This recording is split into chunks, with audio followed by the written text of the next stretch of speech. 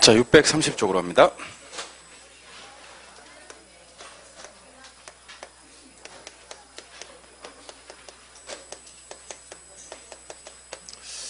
자, 비교 방식으로는 이제 가액 구할 수도 있고, 임대료 구할 수도 있고, 또 가액 구할 수 있습니다. 가액 구하는 건 거래 사례 비교법이고요. 임대료 구하는 건 임대 사례 비교법. 또 가액 구하는 건 공시지가 기준법이에요. 이렇게 해서 구한 가격을 비준 가격, 임대료는 비준임료, 공시지가 기준법은 항상 토지 가격이에요. 그래서 제가 칠판에다가 비준 가격이라고만 써도 여러분들은 비교 방식의 거래 사례 비교법을 적용하려고 하는구나 라는 생각을 하셔야 되고, 토지 가격이란 말만 써도 공시지가 기준법을 적용하려고 하는구나 라고 생각하시면 좋겠습니다. 칠판 보시고요. 비준 가격은 쉬워요. 간단하게 정리하시면 됩니다. 자, 일단 한번 써보겠습니다. 자, 비준 가격, 이제 거래 사례 비교법 적용해서 가액을 구하는 겁니다. 사례 가격이란 말이 제일 먼저 나와요. 사례 가격 곱하기 사정 보정을 제일 먼저 해줍니다. 사정 보정. 두 번째는 시점 수정이라는 걸 해줘요. 시점 수정. 세 번째는 지역 요인의 비교를 해줍니다. 지역 요인 비교. 그 다음 네 번째는 개별 요인 비교도 해줘요. 개별 요인 비교. 마지막으로 이제 면적 비교를 합니다. 면적 비교. 그래서 비준 가격 구하는 공식은 사례 가격 곱하기 사시지계면 사시지계면 합니다. 시작. 자매품으로는요, 내관 분시, 내가 좀 할게요. 예. 내관 분시임, 내관 분시임과 염산과자동, 염산과자동과 사금법인유, 사금법인유도 있으니 많은 내용 부탁드립니다. 사시지계면이었습니다. 사시지계면. 다 나와가면 총 8개거든요. 8개 중에서 3문제가 반드시 나옵니다. 사시지계면, 사시지계면 출발해 볼게요. 자, 내가 감정평가를 하려고 하는 부동산이 여기 있습니다. 이 부동산을 대상부동산이라 그래요. 대상부동산이 속해 있으면 인근지역이라고 하고요. 속해 있지 않으면 유사지역이라고 하고요. 이걸 모두 포함하는 지역을 동일수거권이라 그랬어요. 요거 인근, 요거 유사, 요거 동일수거권. 그런데 동일수거권 안에 있는 부동산들은 대상부동산이랑 가격이 다들 비슷해요. 근데 유사지역에 정말 내 부동산이랑 비슷한 부동산이 한 놈이 있는데 얘가 이제 5억에 거래가 되어버린 거예요. 그럼 내 것도 5억 좀 하지 않겠느냐? 이런 논점에 출발하는 게 거래사례 비교법인데, 요 5억에 거래된 부동산을 거래사례 부동산이다 라고 하고요. 그럼 이 5억을 뭐라고 부르냐면 거래사례 부동산의 가격 또는 사례 부동산의 가격 또는 사례 가격, 이렇게 얘기를 하는 겁니다. 사례 가격이 먼저 나와야 됩니다. 그리고 비교 작업을 4가지를 해주는데, 자, 지금 나는 대상 부동산 가격이 궁금한 거예요. 네, 대상 부동산은 반드시 인근 지역에 있습니다. 대상 부동산은 어디 있다고요? 아까 대상 부동산에 속해 있는 지역이 인근 지역이라고 그랬잖아요. 예. 요거 이제 기준 시점에서 가격을 구해야 됩니다. 기준 시점. 정상적인 시장 가치를 구해야 되는 거고요. 그래서 지금 내가 궁금한 가격은 이거예요. 인근 지역에 있는 대상 부동산의 기준 시점에서 시장 가치가 궁금한 거예요. 이것만 해봅시다. 자, 내가 지금 궁금해하는 가격은 어느 지역에 있는, 인근 지역에 있는 무슨 부동산에, 언제 시점에, 무슨 가치가, 시장 가치가 궁금한 거예요. 근데 이걸 갖다가 어디서 구해오는 거냐면 사례 부동산으로부터 구해오는 거예요. 지금 보니까 사례 부동산은 유사 지역에 있네요. 근데 이 부동산 6개월 전에 거래가 있었대요. 그 시점을 거래 시점이라 그래요. 또 하나 기억하셔야 될 게 이 부동산이 특별한 사정이 개입되어서 거래가 되었대요. 그래서 고가나 저가로 거래가 되었대요. 무슨 말이냐면 급매물이었다 또는 경매물건이었다면 정상적인 시장가치보다 좀 저가로 거래가 되었겠죠. 예. 사기, 강박, 착오에 의한 거래였다. 그러면 시장가치보다 조금 고가로 거래될 수도 있다는 겁니다. 요거를 정상적인 시장가치로 바꿔주는 작업을 해야 되는데 그 작업을 사정보정이라 그래요. 별거 아니죠, 사정보정. 특별한 사정이 있어서 고가나 저가로 거래된 걸 정상적인 시장가치로 바꿔주는 작업이에요. 거래 시점의 가격을 기준 시점으로 당겨오는 작업은 시점 수정. 사례가 속해 있는 지역과 대상이 속해 있는 지역을 비교하는 작업을 지역 요인 비교. 마지막으로 물건끼리 비교하는 작업을 개별 요인 비교라고 불러요. 개별 요인 비교. 여기다가 이제 면적 비교까지를 하면 사시지계면이 되는 겁니다. 자, 그러면 사시지계면이 어려운 작업이냐? 그렇지 않습니다, 여러분들. 엄청 쉬운 작업이에요. 실제로 우리가 하고 있는 작업인데 이름을 이렇게 붙였다는 것 뿐입니다. 한번 들어보세요. 중개업자한테 이런 얘기를 합니다. 제가 중개업소 문을 활짝 열고 저런 아파트 얼마입니까? 다짜고짜 묻습니다. 그럼 중개업자가 얘기를 하죠. 5억 정도 합니다. 저런 거 이렇게 얘기를 하는 거예요. 제가 무슨 소리야 4억 8천짜리가 있던데 그렇게 얘기를 했어요. 그러니까 중개업자가 이렇게 얘기를 합니다. 오늘 아침까지 4억 8천짜리가 있었는데 그거는 급매물로 거래된 사례다. 지금은 급매물이 빠져서 정상적으로 5억 주셔야 됩니다. 이렇게 얘기를 하는 거예요. 그럼 제가 그분한테 뭐라고 하는지 아세요? 사정보장 하시는군요. 라고 얘기를 한다고. 그러니까 급매물이어서 4억 8천에 거래됐던 걸 정상적인 시가 5억으로 바로잡는 작업이 사정보정이에요. 알겠어요? 또 묻습니다. 저런 아파트 얼마나 합니까? 그러니까 또 5억이래요. 무슨 소리야? 3개월 전에 내가 알아보고 갔을 때는 4억 8천이던데 그렇게 얘기를 하니까 중개업자가 3개월 전에는 4억 8천 정도 했었는데 여기 3개월 동안 한 2천만 원 정도 올라서 5억 주셔야 됩니다. 이렇게 얘기를 하는 거예요. 제가 뭐라고 하냐면 시점 수정하시는군요. 이렇게 얘기를 하는 겁니다. 저는 똑같이 4억 8천을 5억으로 하는 작업을 했는데 어떨 땐 사정보정이라고 어떨 때 시점 수정을 하는지를 알고 계셔야 된다고. 특별한 사정이 개입되어서 고가나 저가로 거래된 걸 정상적인 시장가치로 바꿔주는 작업은 사정보정. 거래 있었던 시점의 가격과 기준 시점의 시간적 불일치를 바로잡는 작업은 시점 수정. 세 번째, 저런 아파트 얼마입니까? 그러니까 또 5억이랍니다. 내가 얘기하는 거지. 저기 4억 8천, 저 지역이 아니까 4억 8천이던데 뭐 5억이야 여기가. 그러니까 그분이 이렇게 얘기를 합니다. 요 지역에 있는 아파트들은 옆에 고속도로가 다니고 있어서 소음공해가 심하대요. 그리고 요 지역은 애들이 학교 가려면 신호등을 2번 건너야 된대요. 공원도 멀고. 근데 내가 지금 물어봤던 아파트는 소음도 없고 학교도 안 건너고 바로 옆에 학교가 있고 그 다음에 저기 공원도 바로 옆에 있어서 쾌적하대요. 그래서 이 지역이 요 지역보다는 2천만 원 더 비싸대요. 그럼 제가 그분한테 뭐라고 하는지 아세요? 지역 유인 비교하시는군요. 이렇게 얘기를 하는 것이. 마지막으로 저런 아파트 얼마입니까? 그러니까 또 5억이랍니다. 아니 여기 4억 8천짜리가 있던데 그러니까 또 그분이 이렇게 얘기를 합니다. 4억 8천은 동양이다 동양. 5억은 남양이고 볕이 잘 든대요. 햇빛이. 일조권. 두 번째 4억 8천은 1층이래요. 5억은 로열층이고 그 다음에 아까 4억 8천짜리는 확정이 안 돼 있대요. 지금 확정 다 돼 있고 2천만 원 더 주셔야 되는데 그럼 제가 그분한테 개별 요인 비교하시는군요. 이렇게 얘기를 하는 거지. 됐습니까? 그치야. 이게 사실시계입니다. 근데 중요한 건 사실시계는 여러분들이 앞으로 자동으로 알게 됩니다. 사실시계를 모르는 사람은 앞으로 없어요. 제가 감히 말씀드리지만 사실시계는 없어요. 모르는 사람은 없어요. 그런데 사실시계를 생략할 수 있는 경우가 있어요. 잘 들으셔야 됩니다. 이게 사정이 개입된 걸 안 가지고 오고요. 정상적으로 거래가 된 걸 가져왔어요. 그럼 정상적인 시장가치를 바꿀 필요가 없지. 그때는 사정보정이 필요가 없는 거예요. 중요합니다. 지금부터. 표준지란 땅이 있어요. 무슨 땅이요? 표준지를 가져와서 공시지가 기준법으로 토지 가격 구하고 싶어요. 자, 그럼 무슨 가격 구할 때는요? 토지 가격 구할 때는요. 사례 가격이 아니고 표준지 공시지가를 가져와요. 무슨 공시지가? 표준지 공시지가. 표준지 공시지가 곱하기 시지계면 이렇게 들어가요. 표준지는 무슨 땅이다? 지극히 정상적인 땅이다. 표준지만큼 정상적인 땅이 없어요. 표준적인 땅이니까. 맞아요? 이런 땅은 사정보정할 필요가 없다. 이게 공시지가 기준법의 핵심이에요. 그래서 잘 보세요. 비중 가격은 뭐 곱하기냐면 사례 가격 곱하기 뭐 한다고요? 사시지계면 하면 되는데 공시지가 기준법으로 토지 가격 구할 때는 뭐 곱하기? 표준지 공시지가 곱하기 시지계면 한 박자 씌워 들어가야 됩니다. 이 박자 잡기가 만만치 않아 이게. 사정보정 생략합니다.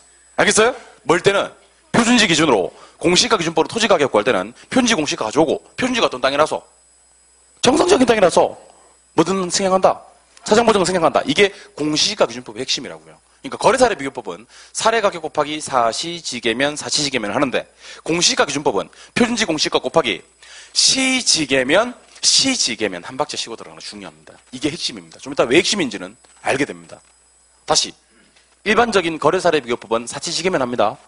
근데 공시지가 기준법은 뭘 가져오기 때문에 표준지 공시지가를 가져오기 때문에 사정보정 생략합니다. 알겠어요? 두 번째, 거래 시점과 기준 시점이 일치하는 경우에는 시점 수정할 필요가 없지. 오늘 아침에 거래된 걸 가져왔어요. 기준 시점도 오늘이고 둘 다 오늘이에요. 시점 수정할 필요가 없지. 두 번째, 거래 시점과 기준 시점이 불일치해요. 근데 그동안 가격 변동이 하나도 없었대. 아니면 가격 변동이 되다가 우연히 기준 시점에 그 일치했다는 지점도 있잖아. 오르다 내리다 하다가. 그럴 때는 굳이 시점 수정할 필요가 없습니다. 왜 그런 경우 있잖아. 주변 부동산 다 오르는데 내가 산 부동산만 안 오르는 경우 있잖아. 당해봤을 텐데. 예. 주변 주식이 다 오르는데 내가 산 주식만 내리는 경우도 있고요. 그렇잖아요. 예. 그러니까 그럴 때는 굳이 시점 수정할 필요가 없어요. 근데 지금부터 하는 게 핵심이에요. 집안 보세요. 대상은 어디 있나요? 대상은 무조건 인근에 있나요? 반드시 반드시 인근에 있어요. 대상은 반드시 인근에 있습니다. 사례는 어디 있나요? 아니요, 그렇지 않아요. 동일 수거권 내에만 있으면 돼요. 사례는 어디 돼? 동일 수거권 네. 그럼 대답하세요. 사례가 여기 있으면 돼야 안 돼요? 되지. 근데 잘 봐요. 사례가 여기 있으면 돼야 안 돼요? 되지. 그럼 사례가 유사지역에 있을 때는 지역이 같아 달라? 다르지. 그럼 지역 요인 비교를 해야지. 근데 사례가 어디 있으면 인근 지역에 있으면 같은 지역에 있네. 지역 비교를 할 필요가 없어요. 이게 핵심이라고. 정말 중요해. 정말 중요하다. 절 보세요. 절 보세요. 대상이 어디 있어요? 인근. 이거는 시험에 나와요, 안 나와요? 안 나와요. 왜요? 당근이라서. Of course. 너무 대상은 인근에 있는 거 시험에 안 떠요. 그럼 시험에는 뭐만 뜨면 사례만 떠요. 뭐만 뜬다고? 사례. 그럼 절 보세요. 사례가 유사지역에 있으면 되고 안 되고? 되고. 사례가 인근 지역에 있으면 되고. 사례가 유사지역에 있으면 지역이 다르지. 지역 비교를 해야지. 사례가 어디 있으면 인근에 있으면 같은 지역에 있기 때문에 지역 비교를 할 필요가 없어요. 그래서 잘 보세요. 무슨 부동산은요? 사례 부동산은요? 어디서 가져와야 돼요? 동일 수거권 내에서 가져와야 돼요. 유사지역에 있으면 돼야 안 돼요? 되고 인근 지역에 있어도 사례 부동산이 유사지역에 있을 때는 지역 비교를 해야 되겠네. 다른 지역에 있으니까 개별 요인 비교도 하고 사례가 어디 있으면 인근에 있으면 같은 지역에 있잖아. 지역 비교를 할 필요가 없고 개별 요인 비교만 하면 돼요. 개별 요인 비교는 반드시 해요. 사시시계 중에서 개별 요인 비교를 안 하는 경우는 절대로 없어요. 개별 요인 비교는 여의도에 있는 LG 본사 쌍둥이 건물도 개별 요인 비교는 해야 돼요. 여기서 접근성 다를 수가 있고 건물 유지 상태 등 뭐가 달라도 다를 수 있기 때문에 개별 요인 비교는 꼭 합니다. 알겠습니까? 근데 지역 요인 비교를 생략할 수 있는 경우가 있다 그랬죠? 사례가 어디 있을 때? 인근에 있을 때. 대상이 어디 있다고 시험에 나온다고 안 나온다고? 대상은 무조건 어디 붙박이? 인근에 붙박이. 사례가 유사에 있으면 지역이 다르니까 지역 비교를 하지만 사례가 어디 있으면 인근에 있으면 같은 지역에 있잖아. 지역 비교를 할 필요가 없다. 이게 핵심이라고요. 그럼 핵심 두 가지 알려드릴게요. 사시지계면 중 표준지나 정상적인 때는 뭐 안 해도 된다. 사정 보정 안 해도 되고. 됐어요? 사례가 어디 있을 때는 인근에 있을 때는 같은 지역에 있기 때문에 지역 비교를 생략할 수가 있다. 이 두 개가 핵심이에요. 알겠습니까? 자, 그럼 실제로 비교를 한번 해보겠습니다. 잘 들으셔야 됩니다. 이거 여러분들 지금 감정평가론 하고 있는데 이게 정말 중요합니다. 여러분들 감정평가론 잘하면 부동산학 개론을 정말 빨리 극복할 수가 있어요. 그러니까 마음 놓고 나중에 5월달, 6월달, 7월달, 8월달 이럴 때 2차 공부할 수 있다고. 1차 그만큼 중요한 거예요. 1차는요. 왜 중요하냐면 2차 공부도 할지 1차만 할지를 결정하는 상당히 중요한 잣대가 1차예요. 2차가 아니에요. 2차 잘하는 사람들이 2차 열심히 할 것 같아요? 아니에요. 1차가 빨리 되는 사람이 2차를 열심히 해요. 1차가 불안한 사람들은요. 끝까지 그 2차 열심히 못해요. 1차가 불안하면 2차 못한다. 손도 못 대요. 아니 지금 민법이 35점 나오는데 공법 공부할 수가 있겠어? 지금 개론이 25점 나오는데 지금 세법이 눈에 귀에 들어오겠어요? 그러니까 1차가 빨리 돼야 됩니다. 그거 극복하는 것 중에 하나가 감정평가론입니다. 투자하고 감정평가 수요 공급만 잘하셔도요. 부동산학 개론은 그냥 된 거예요. 투자, 감정평가, 수요 공급만 잘하면 부동산학 개론은 끝입니다. 실제로. 나머지 파트들은 너무 열심히 공부할까 봐 오히려 겁이 나는 파트예요. 열심히 공부도 안 하지만. 나머지 파트를 오히려 더 열심히 공부할까 나는 사실 겁이 좀 나요. 투자, 감정평가, 수요 공부만 열심히 하면 되는데 나머지는 내가 다 알아서 해줍니다. 알겠죠? 걱정하지 않으셔도 돼요. 오늘 수업 끝나고 나면 사실은 남은 주차 동안 편안하게 수업 들으시면 돼요. 할 게 없다, 할 게. 내가 강의할 게 별로 없다. 듣는 순간 편안하다는 생각을 하실 거예요. 실판 보세요. 실판 보세요. 자, 항상 대상 부동산이 위로 가요. 항상 사례 부동산이 아래로 가고요. 사례가 아래로 대상은 위로 갑니다. 항상 사례가 아래로 가고 대상이 위로 갑니다. 분모분의 분자 형식에서는요. 알고 싶은 게 위로 가는 거예요. 알고 싶은 게 항상 위로. 알고 있는 거 밑으로 가고. 자, 그럼 7번 보시고 대답 한번 해보실래요? 제가 문제를 이렇게 내볼게요. 대상 부동산이 사례 부동산보다 10% 열세다 그러겠습니다. 그럼 대상 부동산이 사례 부동산보다 10% 열세 주어 찾습니다. 누가 열세라고요? 대상이 열세예요. 그럼 위에 게 90이에요. 밑에 게 100이고 100분의 90이 답이에요. 다시 대상이 10% 열세다 그랬죠? 근데 대상이 위에 있는 놈이야 밑에 있는 놈이야? 위에 있는 놈이 10%를 쓰니까 위에 거 얼마? 90. 밑에 거 얼마로 뒀을 때? 100으로 뒀을 때. 무슨 말인지 모르시는 분들을 위해서 또 준비했습니다. 저 보세요. 사례 부동산은 듣고 계세요?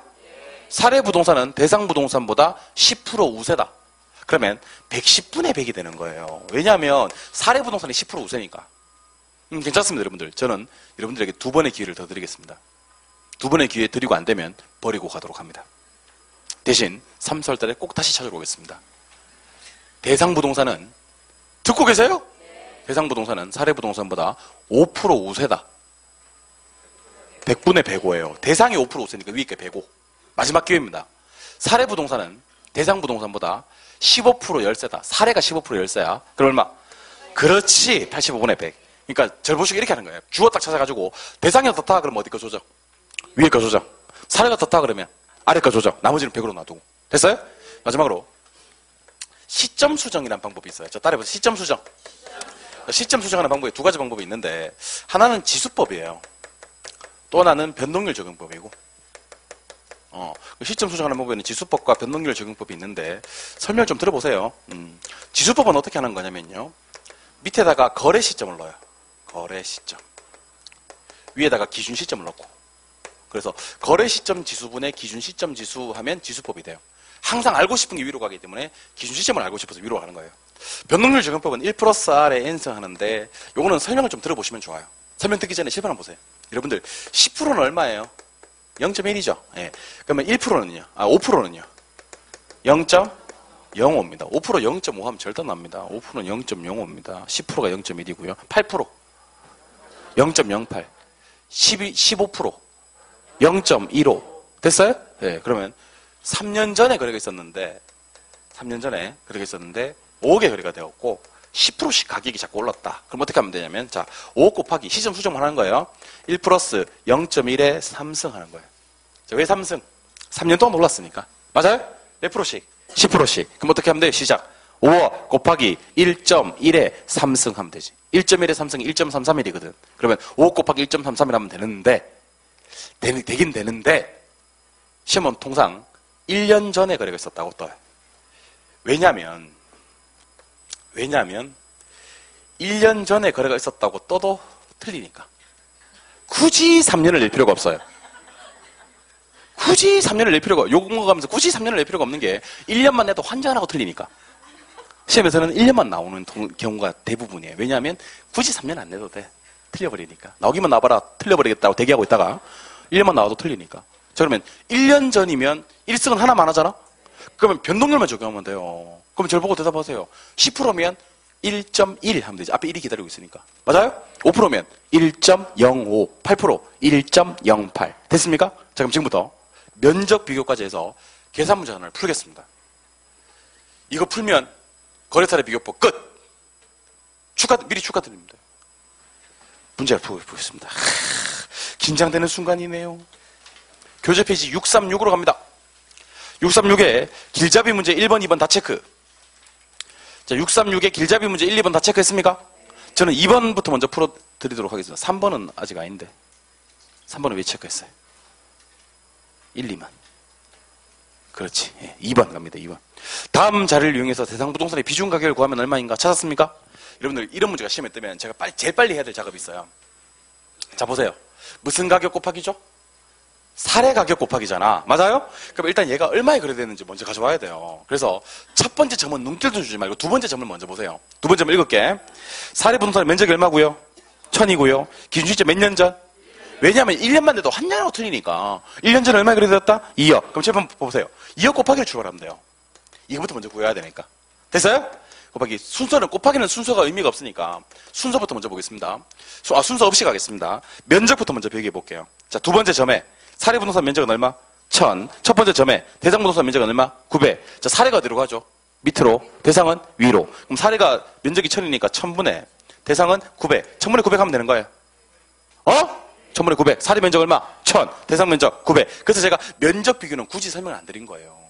면적이 시험에 뜨면 밑에 무슨 면적 넣고 사례, 위에 대상. 다시 첫 번째 점으로 올라가요. 무슨 부동산이? 대상 부동산은 저 끝에 사례보다 몇 프로 우세? 10% 우세. 누가 10% 우세하다고요? 대상이 10% 우세하다고요. 그러면 어떻게? 100분의 110. 맞아요? 마지막으로 변동률은 몇 프로죠? 5%입니까? 마지막에 변동률 몇 프로? 5%. 1.05입니다. 마음의 준비만 하고 있으면 돼. 8% 나오면 1.08. 10% 1.1. 끝. 이거 심장에 계산기 가지고 들어갈 수 있어요? 없어요? 계산기다 대고 이렇게 하시면 돼요. 뭐 곱하기? 2억 곱하기. 자. 0.9. 환장하겠다. 이것도 못하나, 이것도. 네, 진짜. 집에 가고 싶다, 갑자기, 진짜. 이거, 자, 2억 곱하기 뭐? 0.9 곱하기 1.1 곱하기 1.05 딱 때려주면요. 계산기에 2억 790만 원이 딱 떠요. 근데 그 2억 790만 원이 2번에 있을 때 그 감동. 감동. 근데 여기서 어떤 사람들이 있냐면 5%에 1.5 때리는 사람이 있습니다. 1.5 때려버리는 순간 1번부터 5번까지 지문에 자기가 구한 답이 없을 때 그 황당함. 있을 때 그 감동. 없을 때 그 황당함. 둘 다 느껴보시면 참 좋습니다. 둘 다 느껴보시면. 그러니까 여러분 이런 문제를 이 문제가 풀리지 않아요? 그러면 거래사례 비교 보면 끝난 거예요. 자, 잘 보세요. 사례 어디로 가요? 아래로. 대상 위로. 그러면 사례 면적 1000, 대상 면적 900 그러면 어떻게 해요? 1000분의 900. 됐어요? 대상이 10% 우세 그러면 100분의 110. 변동률 얼마? 5%. 1.05. 끝. 근데 여러분들 이거 아무한테도 얘기해주면 안 되는데 자, 잘 보세요. 실제 시험은 사례 면적을 1000, 10,000, 100 이렇게 준다. 대상 면적은 그보다 넘치거나 모자라는 숫자로 주고. 왜냐하면 이게 900분의 1000 돼버리면 좀 거시기 해요. 구해놓고도. 뭔 말인지 몰라서 그런데. 두 번째, 대상이 어떻다 그래서 위에 걸 보통 조정하게 만들어. 그래야지 100분의 110이 돼서 1.1을 곱할 수 있지. 여기 사례가 어떻다 그래서 110분의 100 돼버리면 구하고도 좀 거시기 하다. 지금 뭔 말인지 몰라서 그래요, 이게. 예, 뭔 말인지 몰라서. 내가 하고 싶은 얘기는 있는데, 그게 여러분들이랑 커뮤니케이션이 잘 안 돼서 그래요. 통상 밑에 거는요, 100이나 1000이나 만으로 세팅하고, 위에 걸 갖다가 900, 1100, 11,000, 그 다음 9,000 이런 식으로 조정해가지고 1.1, 0.9, 0.85 이렇게 때리게 만들어주고 변동률 적용법이야. 5%면 1.05, 10%면 1.1 이렇게 때리면 되니까 이 문제 와꾸를 좀 기억해 놓으시면요. 절대로 이런 문제는 안 틀립니다. 알겠습니까? 어려운 문제가 아니야. 어려움 하지도 않는다 이거 진짜. 이런 거 여러분들 집에 가서 지금 필기하신 분들은요. 싹 다 지우고 집에 가서 하나도 없는 가운데 아무 도움도 받지 않고 해설을 보지 않고 계산 문제를 풀 수 있는 그런 훌륭한 사람이 되었으면 좋겠습니다. 필기하시는 걸 따라 적는 거는요. 그게 내 공부지 여러분들 공부가 아니에요. 이걸 적으면 안 돼 사실은. 적으신 분들 안타깝고요. 위로 올라가시면 길잡이 문제 1번 가도록 하겠습니다. 자, 감정평가업자가 감정평가에 관한 규칙에 의해서 무슨 법이요? 무슨 가격 구한다고요? 토지 가격 구한다고요? 순서대로 나열하는 것을 찾아라 그랬죠? 저 보세요. 공시가 기준법은 뭐 곱하기? 표준지 공시가 곱하기 시지계면 시지계면. 일단 여기서 나와서는 안 되는 거 제가 알려드릴게요. 자, 니은 읽어보세요. 니은 읽어보시라고. 서정 뭐죠? 디귿. 강가상가. 강가수정 강가상가는 원가법에서 나오지. 지금 비교 방식에서 나오면 돼요? 안 돼요? 안 돼요. 그래서 일단 강가수정 강가 적어도 우리 니은 디귿이 여기 나오면 안 된다는 건 생각을 해야지. 그럼 몇 번 날아가고. 아니 몇 번 날아가냐고. 1번 2번이 날아가지. 무슨 말인지 또 모른다. 또 한장하겠다 내가 진짜. 이 사람들 진짜 내가 집에 가고 싶다 진짜. 그러니까 니은 디귿이 있으면 안 되니까 1번 2번 날아가잖아. 근데 이 문제 핵심은 1번 2번이 날아가는 게 핵심이 아니고 리을이 핵심이에요. 리을이. 이 문제 핵심 바로 여기 있습니다. 공시가 기준법이잖아요. 공시가 기준법은 표준지 공시 가져오잖아요. 표준지 공시가는 사전 보정을 해야 하나요? 안 해요. 리을이 있으면 다 날려야 돼요. 리을이 있으면 다 날리니까 누가 날아가냐면 3번, 4번이 다 날아가요. 왜 이렇게 남아있는 게 몇 번? 5번. 5번이 정답이라고요.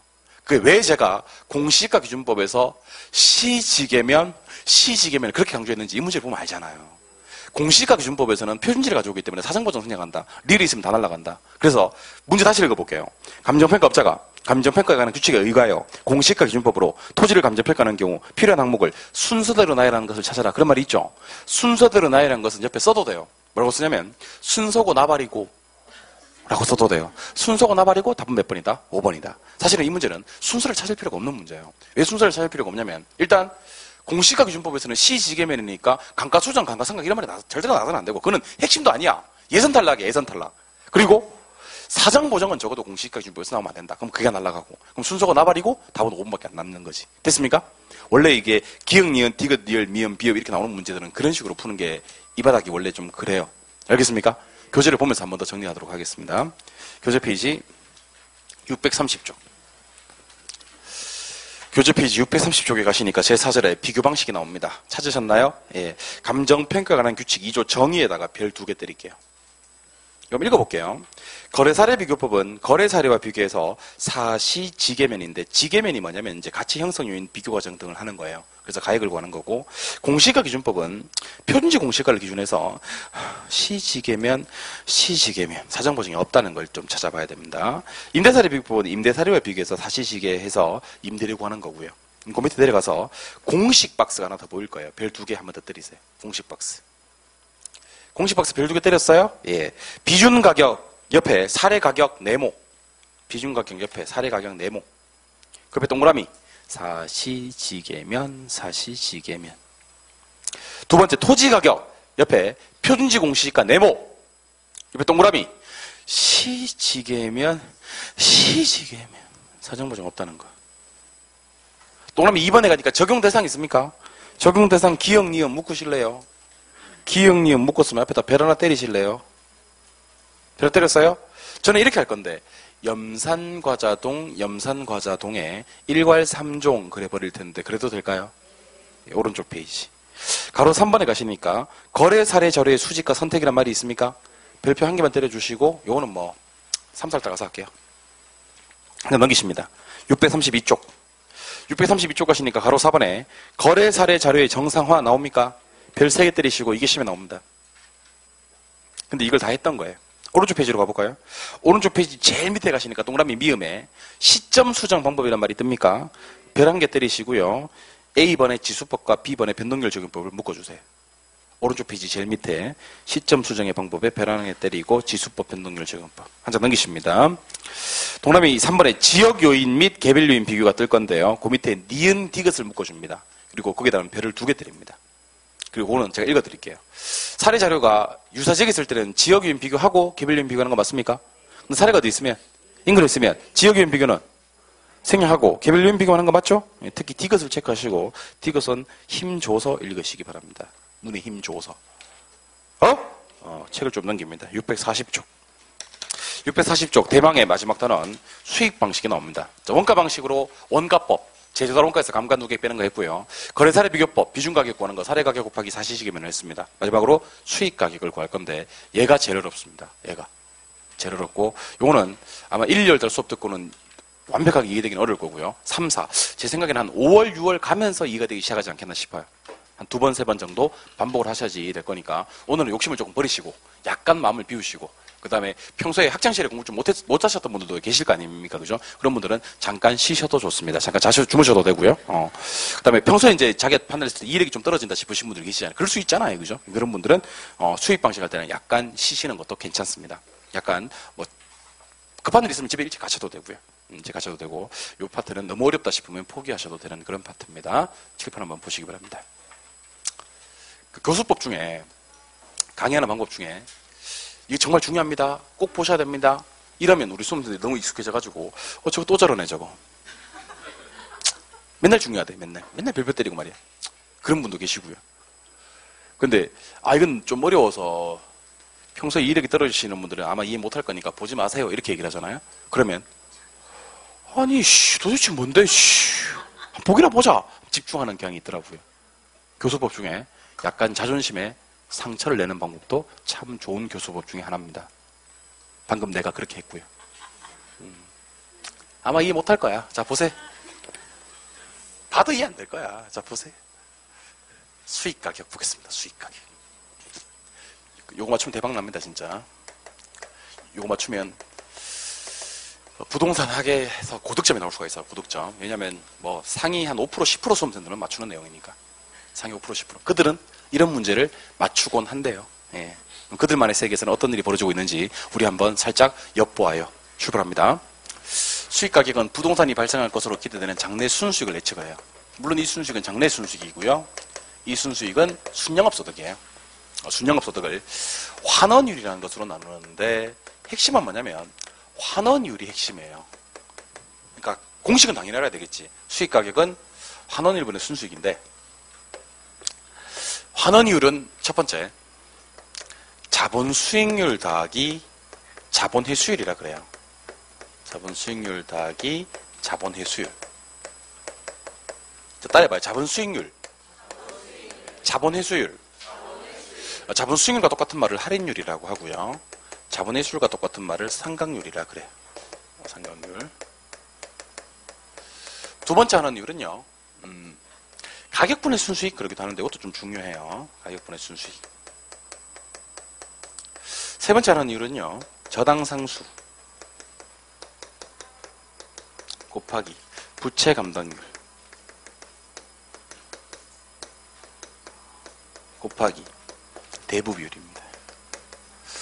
암기할 때는 어떻게 암기하냐면 이렇게 암기합니다. 저부대 이렇게 암기합니다. 뭔 부대요? 저부대. 저가 뭐냐면 저당상수고요. 부가 뭐냐면 부채 감당률이고요. 대는 대부 비율입니다. 네 번째는 순수 이율 더하기 위험률이에요. 오늘 제 목표는 요 네 개를 암기하는 거예요. 언제까지? 수업 시간 안에. 수업 시간 안에. 하는 이율은 자본 수익률 더하기 자본 회수율이다. 하는 이율 더하기 상각률이다. 가격분의 순수익이다. 저부대다. 순수율 더하기 위험률이다. 이렇게 암기를 하는 건데 잠깐만요. 앞에서 배운 거 복습 좀 해볼게요. 자본 수익률과 할인율이 같은 말이다. 당연한 얘기인데 현가가 내가가 될 때 수익률을 적용하고요. 내가를 현가로 땡겨올 때 할인율을 적용하거든요. 그래서 수익률, 할인율은 같은 말이에요. 원래. 그리고 자본 회수율과 상각률이 같은 말이다. 이것도 배웠는데 광산 입장에서 200만 원이 상각이 됐어요. 뭐 됐다고요? 그럼 강부 입장에서 200만 원을 뭐 해온 거예요? 자본 회수해 온 거지. 맞아요? 그러니까 무엇과 무슨 같은 말이다? 상각률과 자본 회수율은 같은 말입니다. 근데 이 상각률 자본 회수율 구하는 공식이 있어요. 공식은요. n분의 1로 처리합니다. 뭐로 처리한다고요? 그럼 지금부터 저랑 n분의 1에 관한 심도 깊은 대화를 한번 나눠보도록 할 거예요. 자, 보세요. 20년짜리 건물도 있고요. 25년짜리 건물도 있고요. 50년짜리 건물도 있는데 20년짜리 건물은 상각률이 매년 20분의 1씩 가져요. 20분의 1.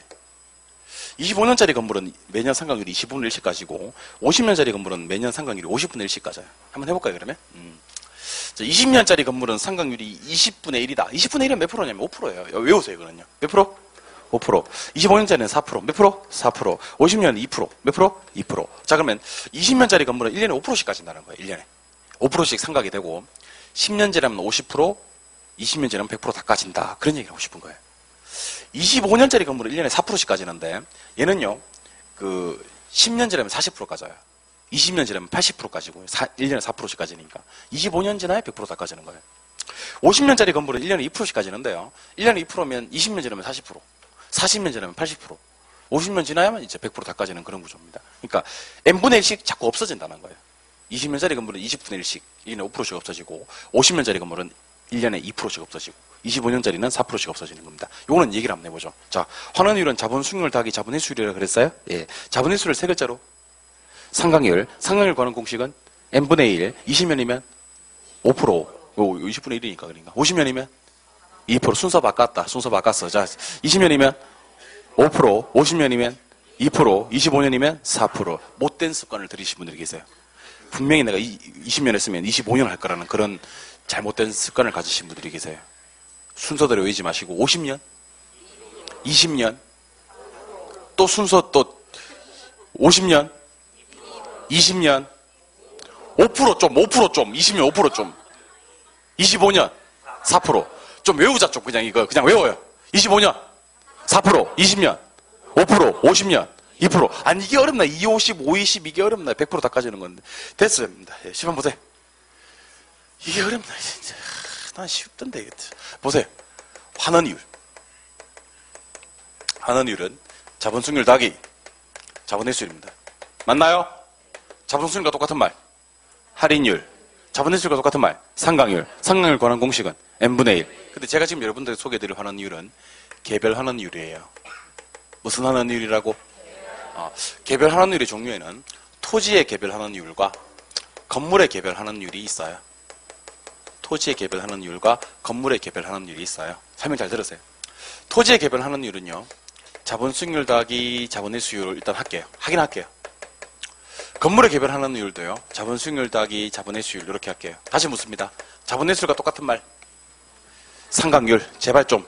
자본 회수율과 똑같은 말. 상각률. 구하는 공식은 n분의 1. 20년이면 5%, 50년이면 2%, 25년이면 4%. 근데 토지는 상각률이 없습니다. 토지는 비상각 자산입니다. 상각률 자본회수율이 제로예요, 제로. 상각이 안 되는 자산이다. 그러면 토지는 환원율을 구할 때 뭐만 보면 되냐면 자본수익률만 보면 돼요. 왜냐면 상각률이 없으니까. 다시. 토지는 환원율을 구할 때 뭐만 본다? 자본수익률만 본다. 근데 건물은요, 꼭 자본 수익률을 받고 자본 회수를 더해줘야 돼요. 여러분들 혹시나 싶어서 하는 얘기인데 받고 알죠? 받고 진짜 알죠? 상각률은 어떻게 구해요? n분의 1로 구하고요. 그럼 지금부터 저랑 문제를 한번 풀어볼까요? 칠판. 자본 수익률이 5%이다. 보고 계세요, 지금? 예. 건물의 내용 연수가 20년이다. 근데 간혹 시험에서 건물의 내용 연수를 안 주는 경우가 있어요. 안 줘도 별로 할 말이 없는 게 토지는 내용 연수가 어차피 무한대요. 그러니까 내용 연수가 뜨면 무조건 건물 건데 건물이란 말을 생략하기도 한다고요. 이때 토지와 건물의 가격 구성 비율이 각각 3대2이다. 3대2, 3대2. 이때 종합환원율을 구하시오라는 문제가 뜨는 거예요. 근데 종합환원율이라는 것도요. 일단 개별환원율이라는 게 먼저 나와야지 종합환원율을 구할 수가 있어요. 그래서 우리는 개별환원율부터 먼저 구합시다. 개별환원율부터. 7번 보세요. 자, 토지는 환원율이 몇 프로일까요? 토지는 몇 프로? 토지는 환원율 얼마다? 예? 얼마? 5? 5라고. 정답 5가 맞습니다. 토지는 5예요. 토지는 왜 5냐면 깝깝하네요. 토지는 자본 수익률만 보면 되거든요. 자본 수익률 얼마였죠? 5. 자본 수익률만 보면 된다 그랬잖아. 근데 얼마 깝깝하겠어요. 토지는 뭐만 보면 된다? 자본 수익률. 자본 수익률 얼마다? 5. 토지 얼마인데요? 그러니까 그건 말할 수 없다. 내가 얼마 깝깝하겠어요. 입장 바꿔놔봐요. 여러분들이 강의하고 내가 앉아있다고 쳐봐. 그러니까 토지는 자본 수익률만 보면 된다고 강의를 했어. 내가 뭐라고 했냐면 알겠다. 자본 수익률 보겠다. 이렇게 얘기했어요. 그러면 자본 수익률 5라 그랬어. 그럼 토지는 얼마인데? 그러니까 그건 내가 말할 수 없다. 이렇게 얘기를 한 거지. 그렇잖아요. 그러니까 이렇게 강의는 항상 돈 주고 들어야 되는 거예요. 내가 돈을 받았으니까 이렇게 여러분들한테 욕하고 막 그럴 수 없는 거잖아요. 그렇잖아요. 돈을 받았으니까 욕은 못하지. 아무리 이렇게 감정 격해오고 그래도 소리만 이렇게 소리만 지르지 욕은 못하는 거지. 항상 강의는요, 돈을 받고 돈을 주고 강의를 들어야 되는 거예요. 그래야지 그 감정 안 상할 수 있잖아요. 그 운전학원에서 운전 배울 때도 우리가 돈을 내잖아요, 그죠? 그러니까 운전 아무리 못해도 옆에 사람은 때리지 않잖아요. 욕하지 않고요. 왜냐면 돈을 받았으니까. 그래 다 강의는 돈 주고 해야 되는 거예요. 그러니까 그 돈 좀 아껴보겠다고 남편한테 배우다가 부부싸움 나가지고 막 그죠? 몇 달 동안 말 안 하고 막 그런 게 얼마나 많은데요. 학원비 좀 아껴보겠다고 애들을 갖다 직접 가르치다가 애와 사이는 멀어지고 그 애는 엄마에 대한 트라우마가 생기고 우리 엄마가 못하는 욕이었구나라는 생각도 들고 막 그렇게 사이가 멀어지고 한다니까요. 그러니까 학원 보내는 거고 다 그러는 거예요. 그렇죠? 예. 자, 괜찮아요, 여러분들. 제 직업인걸요. 예, 집안 보세요. 좀 해봐요, 좀. 알겠죠? 예. 토지는 뭐뭐 보면 된다? 자본 수익률 얼마야? 토지는 얼마다? 5다. 건물은 몇 프로일까요? 10%죠. 그렇죠. 건물은 10이에요. 왜 10이냐면 자본 수익률 얼마? 5. 받고 자본 회수를 구하는데 자본 회수를 구하는 공식이 상각률이잖아요, 이게. n분의 1이잖아요. 몇 분의 몇? 20분의 1. 토지는 얼마? 5. 건물 얼마? 10. 됐어요? 그럼 10분 보세요. 보세요. 자본 수익률이 8. 보고 계세요? 건물의 내용연수 50년. 보고 계세요? 그럼 대답하세요. 토지는 환원율 얼마? 그렇지. 8. 건물 얼마? 10. 그렇지. 왜 10? 8 더하기 2. 두 번째는 어떻게 구했어? 50분의 1. 됐어요? 다시.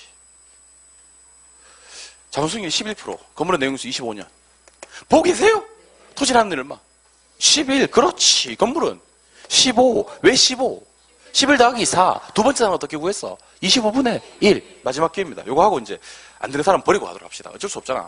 자꾸 이것만 할 수 없으니까. 자본 수익률 7%. 건물의 내용수 20. 이게 좀 어렵다. 1 올라가고 막 그런다, 이거는. 토지는 얼마? 건물 얼마? 12. 더하기를 못하네. 더하기를 못해. 12. 뭐 더하기 뭐? 7 더하기 5. 두 번째는 어떻게 구했어? 20분의 1. 이렇게 되는 거지. 알겠어요? 그럼 이걸 보는 순간 느끼는 바가 좀 있어야 되는데. 토지 환원율과 건물 환원율은 같다 다르다? 반드시 다릅니다. 같을 수가 없어요. 얘는요, 둘이 같을 수가 없어요. 그 누가 크냐면 건물 환원율이 반드시 커요. 다시 토지와 건물의 환원율은 같다 다르다? 반드시 다르다? 반드시 달라요. 그건 반드시는 아니에요. 반드시 달라요. 왜 반드시 다른지 알려드릴게요. 저를 보고서 바라봐 주세요. 왜 반드시 다른지 내가 지금 알려줄 테니까 내가 지금. 자, 보세요. 토지와 건물이 포카를 쳐요. 포카를 치는데 토지가 뭐라고 하는지 아세요? 자본 수익률 그래요. 건물이요, 콜 해버리면 같을 수가 있어요. 근데 건물은 절대로 콜하는 경우가 없어요. 토지가 자본 수익률 얘기하잖아요. 그럼 건물은요. 자본 수익률 그거 받고 자본의 수율 얹습니다. 그래서 건물은요. 토지가 얘기했던 걸 그대로 받고요. 자본의 수를 얹기 때문에 건물하는 일과 토지하는 일은 같은 경우가 없다니까. 누가 커요? 건물이 커요? 반드시 큰가? 반드시 커요. 그러면 토지가 5라면 건물은 5초가요. 5초가. 토지가 8이라면 건물은 8초가고. 뭐만큼 커? 상각률만큼은 더 크게 돼 있어. 이해되십니까? 건물이 비상각 자산이지 않기 때문에 상각률만큼은 더 크게 돼 있다고. 그러면 토지와 건물이 하는 일이 다를 때 그 각각의 하는 일을 무슨 하는 일을 부르냐면 개별 하는 일이라 불러. 근데 우리 아까 따라해보세요. 가중평균. 가중평균 배웠죠? 그럼 종합하는 일 구할 때는 이 개별 하는 일들을 가중평균치를 내면 되는 거야. 그럼 지금 보세요. 아까 했던 거 대답해 주세요. 토지가 아까 얼마였어? 5. 건물 얼마? 10. 두 번째 10은 어떻게 구했어? 5 더하기 5. 두 번째는 어떻게 구했어? 20분의 1. 그럼 3대 2 보입니까? 자, 지금부터 3대 2에 대해서 제가 소개를 좀 해드릴게요. 3대 2 엄청 쉬운 건데 칠판 한번 보세요. 할아버지 한 분이 계세요. 재산이 저기 7억이 있어요. 근데 이분이 돌아가시면서 유언을 남깁니다. 유언 안 남기면 요즘에는 균등배분되거든요. 그래서 유언을 남깁니다. 어떻게 남기냐면 내 재산을 장남이 4를 가져가고 차남이 3을 가져가거라 이렇게 하셨어요. 그리고 돌아가셔버린 거예요. 근데 장남이가 차남이 이 7억을 어찌해야 될 바를 모르면 안 되잖아요. 아버지를 원망하면서 아버지 어려운 거 시켜가지고 모르고 이러면 안 되잖아요. 이걸 배분할 때 이렇게 배분한다. 두 개 더 봐봐요. 7억 중에 7분의 4를 누가 가져가고요? 장남이 4억 가져가는 거예요. 7억 중에 7분의 3을 누가 가져가는 거예요? 차남이 가져가는 3억 가져가는 거지. 그러니까 몇 대 몇의 의미는 두 개 더해서 얘 거, 두 개 더해서 얘 거 이렇게 하시면 됩니다. 자, 그럼 가죠. 3대 2의 의미는 5분의 3이 토지 거고요. 5분의 2가 건물 거란 얘기입니다. 자, 그럼 갑니다. 종합하는 이율. 자, 몇 프로 곱하기? 5% 곱하기 5분의 3 플러스 10% 곱하기 5분의 2 끝이에요. 자, 그러면 땡땡 하면 이거 얼마? 3. 땡땡 하면 이거 얼마? 4. 그러면 얼마? 7. 쌤 이게 왜 땡땡 됐는데 하시는 분들은 이 문제 건너뛰는 걸로. 이거 내 잘못이 진짜 내 잘못 아니다 이거는. 알겠죠? 7%. 7%가 그 유명한 종합하늘입니다. 자, 잘 보세요. 요거 넉줄을 갖다가 보고 자본승유로 건물의 내용수 20년, 토지와 건물의 가격 구성비 3대2, 종합환원율 구하시겠을 때 7%를 구해내시는 분들은요. 환원율을 100% 이해하신 분들입니다. 왜 이걸 환원율을 제가 100% 이해하신 분들이라고 얘기를 하냐면 이분들은 지금 토지의 개별 환원율을 구할 때는 자본수익률만 쓴다는 걸 알고 계시는 분이에요. 건물의 개별 환원율은 그 자본수익률을 받고 자본의 수를 얹는다는 건데 자본의 수는 세 글자로는 상각률이고 상각률은 n분의 1이라서 50년이면 2%, 20년이면 5%, 25년이면 4% 얹을 수 있는 사람이에요. 게다가 이걸 가중평균치까지 낼 수 있는 그런 훌륭한 사람이 되는 거예요. 그런 분들만 종합환원율을 구할 수가 있어요. 지금 보실래요? 보실래요? 한 문제만 더 해봅시다. 자, 자본 수익률이 8%, 건물의 내용 연수가 50년, 토지와 건물의 가격 구성 비율이 1대4. 이 자료를 보고 종합하는 일을 구하시오. 자, 종합하는 이율은요, 일단 개변하는 일부터 알아야 됩니다. 그럼 7번 보시죠. 토지 얼마? 8. 이제 뭐, 건물 얼마? 10. 왜 10인지도 하고 싶지 않아요, 나는 이제. 1대4. 맞아요? 어떻게 하냐면 8 곱하기 5분의 1 플러스 10 곱하기 5분의 4 이렇게 하는 거예요. 그럼 이게 1.6이에요. 1.6은 어디서 나왔어? 건너뛰는 걸로. 자, 요거는 8. 그러면 9.6. 9.6이 종합환원율입니다. 그래서 9.6이 구해지면요. 환원율을 완벽하게 이해하시는 분들입니다. 근데 여러분들, 저는 그렇게 생각합니다. 저는 여러분들 그 자격시험을 강의하는 사람으로서 여러분들을 시험장에 가서 문제를 맞추게 해줘야 되는 사람이 아닌가 싶어요. 문제를 맞추게 해줘야 되는 사람은요, 논리적으로만 접근해서는 안 돼요. 문제를 맞추게 해주려고 그러면 논리적으로만 접근해서는 안 돼. 이게 논리예요. 논리인데 나중에 7월달, 8월달, 9월달, 10월달 넉 달 동안에는요, 논리고 나발이고 원리, 개념 다 무시하고 왁구를 다 잡아서 시험장에 들여보낼 것을 약속드리겠습니다. 그러니까 토지 나오면 그거 그냥 쓰게 만들 거예요. 건물 나오면 그거 받고 그 상각률을 암기를 시키든 어쨌든 막 이렇게 손바닥을 때리든 해서 내가 이해를 상각률 붙이게 만들 거야. 그래서 가격 구성비 몇 대 몇 해서 곱하기가지고 더해서 시험장 들여보낼 것을 약속드리겠습니다. 알겠죠? 지금은 이게 이 왁구가 있다는 겁니다. 이 왁구를 갖다가 나중에 여러분들한테 장착을 시켜드릴 거예요. 여러분들이 지금 어떻게만 공부를 해주시면 되냐면 그렇겠네 하시고 따라오시면 돼요. 그냥. 알겠어요? 너무 뭐 이렇게 깊게 들어가고 논리적으로 접근하지 마세요. 어차피 그거 가지고 시험장에서 풀 수 있는 문제는 한계가 있어요. 그러니까 왁구를 갖다 계속 여러분들하고 저랑 반복하면서 시험장에 들어가게 될 거예요. 알겠어요?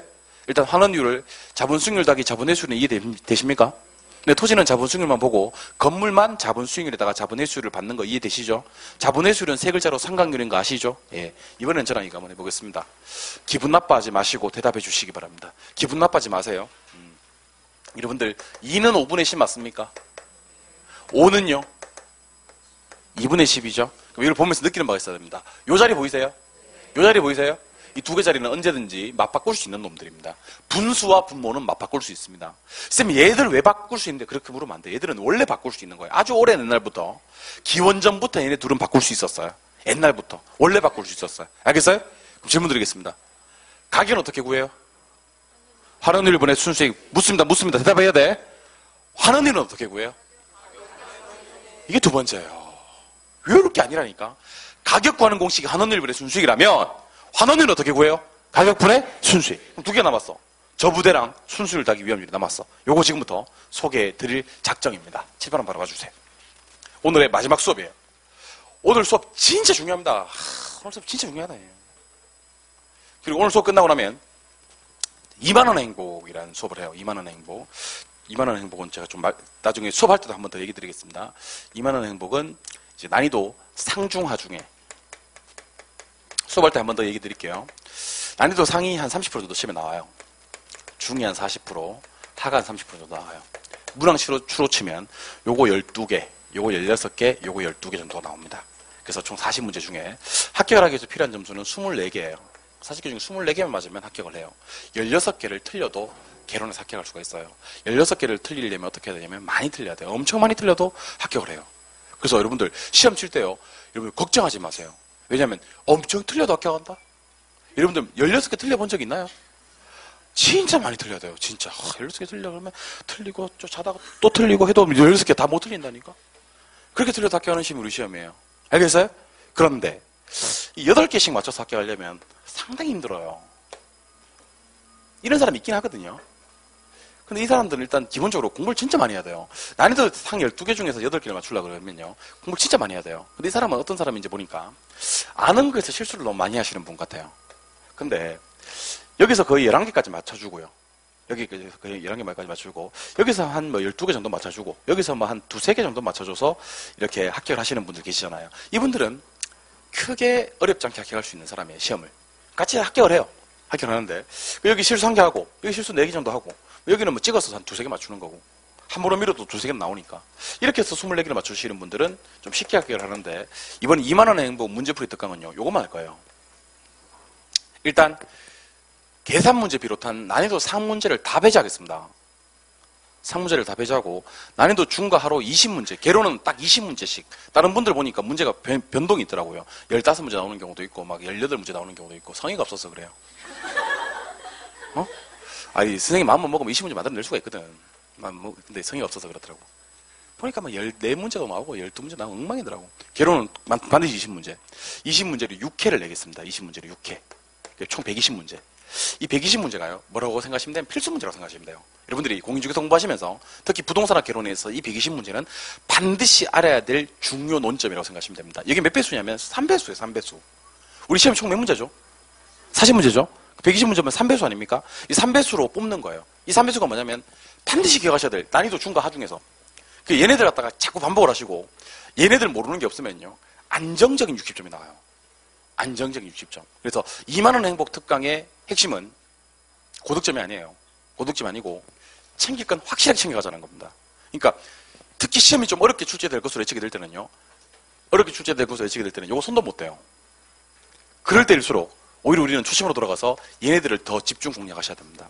그 요 수업을 힘들어요. 6주를 할 건데 우리도 힘들어요. 여러분들도 힘들고. 왜냐하면 우리가 수업 끝나고 중간 시간에 하기 때문에 이걸 얼마나 힘들겠어요. 근데 이걸 저희 그 2만원 행복 특강은 우리 학원밖에 없어요. 다른 데는 없어요. 전국에서 전 세계에서 가장 빠른 공인중개사 공인중개사 학원 중에서 공인중개사 우리 사이트 중에서 전 세계에서 가장 빠른 문제풀이 강해요. 원래 문제풀이 7월달에 합니다. 근데 7월달에 문제풀이 막상 그때 가서 문제가 안 풀려요. 늦다고. 7월달에 쌤 알기는 다 알겠는데 문제가 안 풀리네. 늦다고.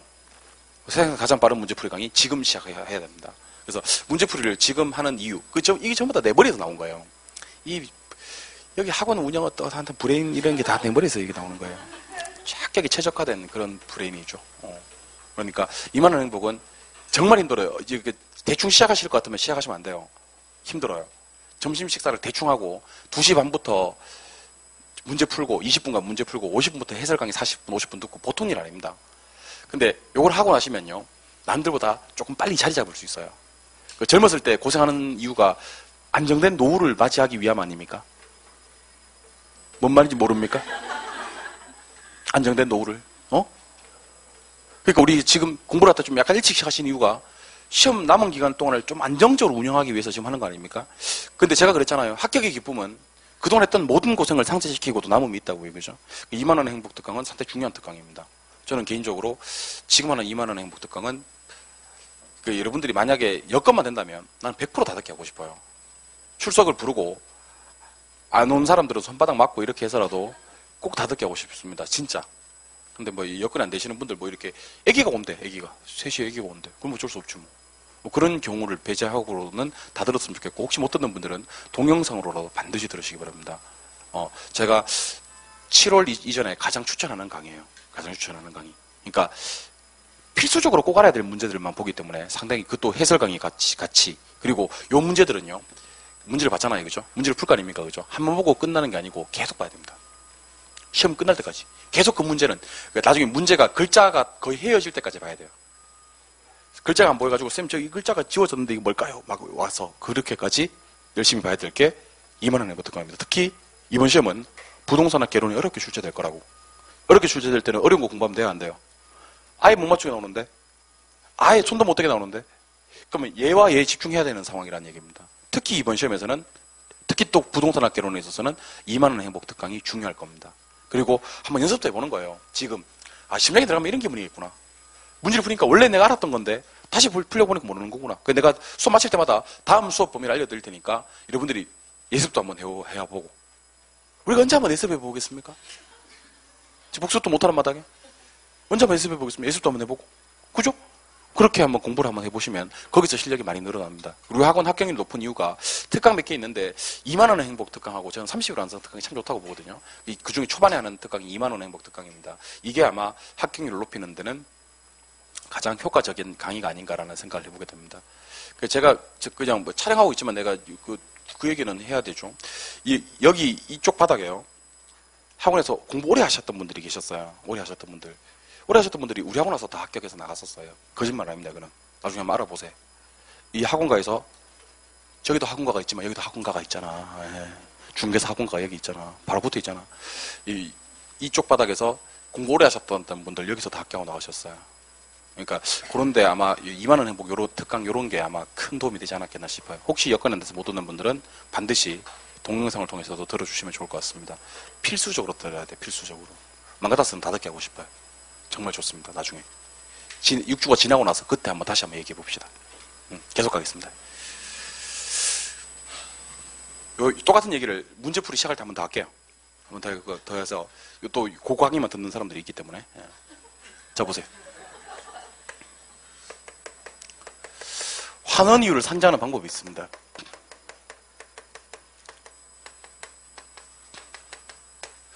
환원 이유를 산정하는 방법은 5가지 방법이 있어요. 첫 번째가 시장 추출법이라는 게 있고요.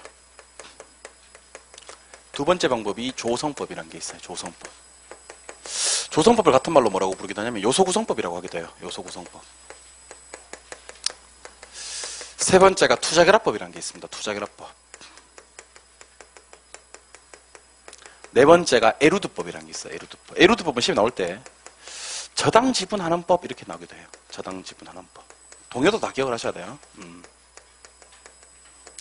마지막으로 부채감당법이라는 게 있어요. 부채감당법. 그래서 환원율 관한 방법은요. 시조 12부가 있습니다. 시작. 자매품으로는요. 잠깐 기다려봐. 내가 할게요. 자매품으로는요. 사시지계면, 사시지계면, 내관분시임, 내관분시임, 염산과자동, 염산과자동, 사금법인유, 사금법인유, 시조투엘부, 시조투엘부도 있으니 많은 내용 부탁드립니다. 여기서 3개가 더 추가돼요. 특히 다음 주에 뭘 하냐면 중전저고통, 중전저고통이 나와요. 중전저고통은 전 시험에 나온다고 보거든요.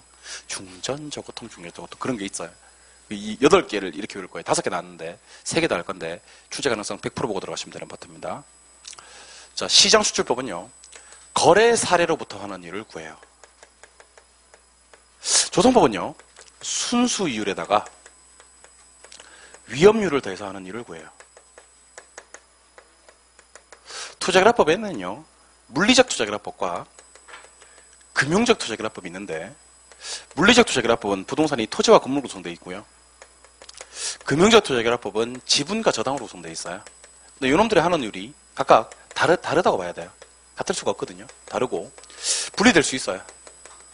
이걸 결합시킨 걸 투자결합법이라고 하고요. 에루드법은 이제 지분 투자자 입장에서 하는 일을 구하는 건데 지분 투자자들이 관심을 가지는 3종 세트가 있더라요. 첫 번째는 매기간 수익이 얼마나 변하는지, 그다음에 돈을 갚았을 때 내 지분을 얼마나 돌아오는지 지분 형성분이라 그래요. 부동산 팔아먹었을 때 가치 변화분이라는 것도 있고요. 이런 것들이 이제 에루드법이에요. 부채감당법은 이제 저당 투자자 입장에서 하는 일을 구하는 건데 저당 투자자가 누구냐면 은행이에요. 은행이 관심을 가지는 게 3종 세트가 있대요. 3종 세트가 뭐냐면 저부대를 곱해서 구한대요. 저는 저당 상수, 부는 부채 감당률, 대는 대부 비율 이렇게 해서 하는 일을 구한답니다. 무슨 말인지 지금부터 하나씩 소개를 해드리겠습니다. 7번. 아까 제가 수익 가격을 구하는 공식은 순수익을 환원위로 나눠서 하는 일을 구한다.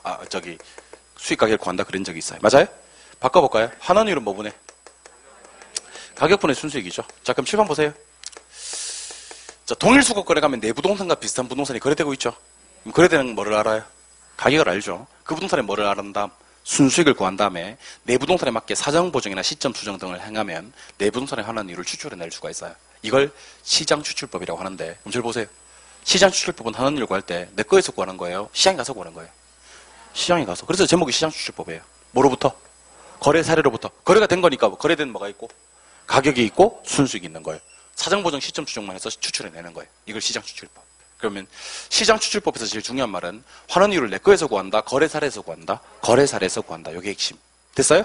두 번째. 조성법은요. 자, 투자 가치 구하는 공식을 한번 적어볼게요. 투자 가치 구하는 공식은 순수익을 요구 수익률 나온다 이렇게 외우세요. 이거 나중에 그 투자론 할 때 우리가 배웠던 건데 이때 가치 자리에 누가 들어갔어요? 가격. 순수익 자리에 순수익 똑같아. 그러면 누구랑? 환원 이율이랑 요구 수익률은 비슷하지 않겠나라고 출발해요. 요구 수익률 구하는 공식이 무위험률 더하기 위험 할증률이거든요. 이거 알죠?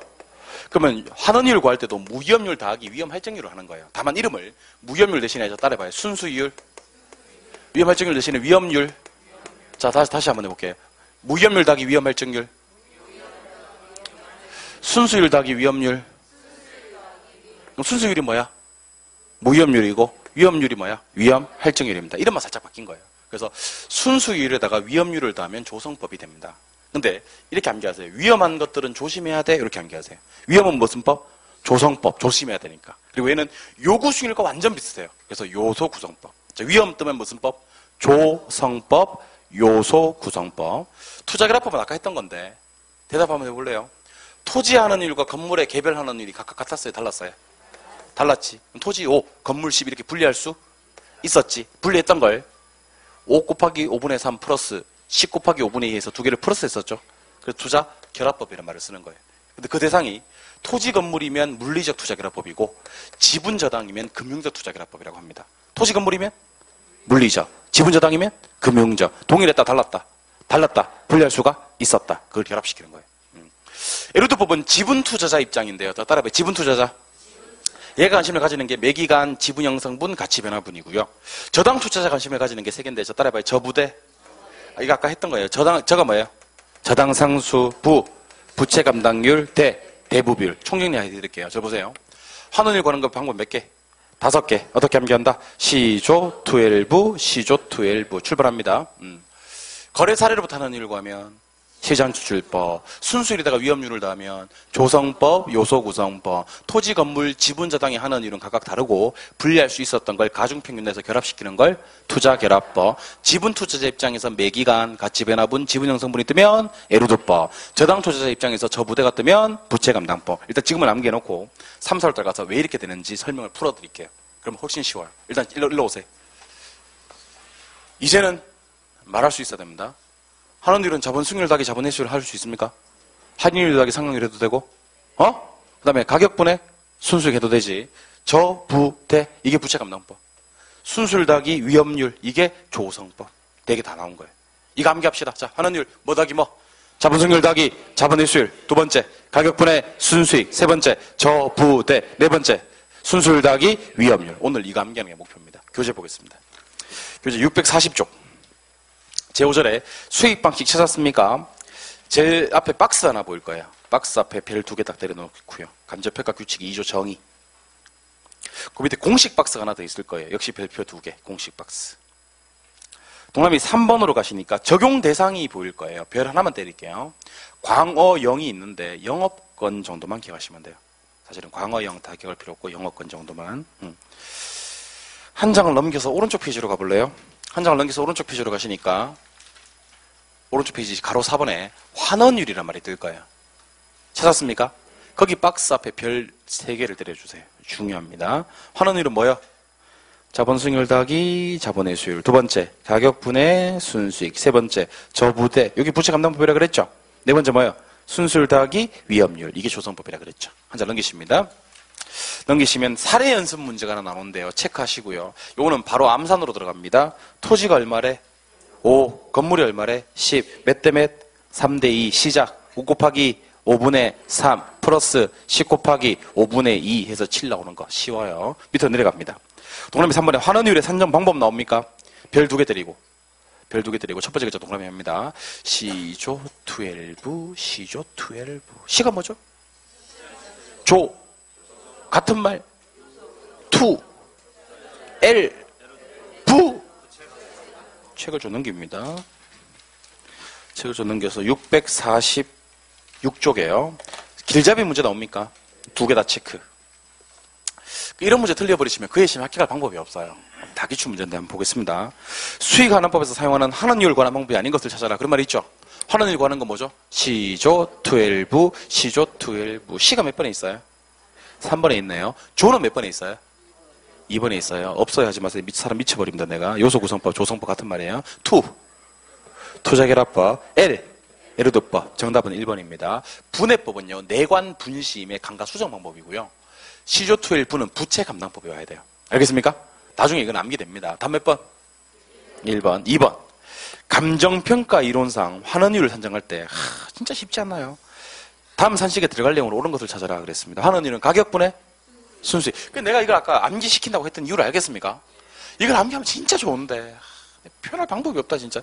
진짜 좋은데 이거 가로 비워놓고 나온 적이 있어. 이것도 여기는 없지만 지금 이거 가로 비워놓고 나온 적이 있다. 이거 가로 비워놓고 나오기도 하고 요거 가로 비워놓고 나오기도 하고 이거 가로 비워놓고 나오기도 하고 가로를 자꾸 비운다고. 가격분해 순수익. 순수익이 뭐야? 순영업소득이라고 그랬잖아 아까. 그러면 답이 될 수 있는 거 1, 2, 3이네. 두 번째가 부대가 떴네. 부대. 뭔 부대?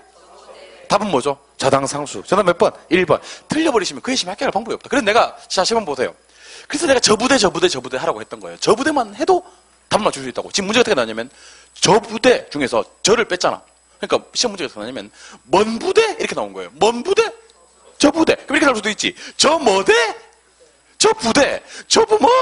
저 부대. 이렇게 할 수 있는 거지. 아니 쌤 이 문제는 지금 저부대가 아니고 부대전데 여러분 곱하기는요 부대저든 저부대든 대저부든 관계가 없어요. 곱하기는 순서 없이 그 산식을 할 수가 있기 때문에 저부대든 부대저든 관계는 없어요. 일단 부대가 떴기 때문에 먼 부대가 뜬 거예요. 답은 저부대고요. 됐습니까? 여기까지가 수익 방식이었습니다. 고생하셨고요.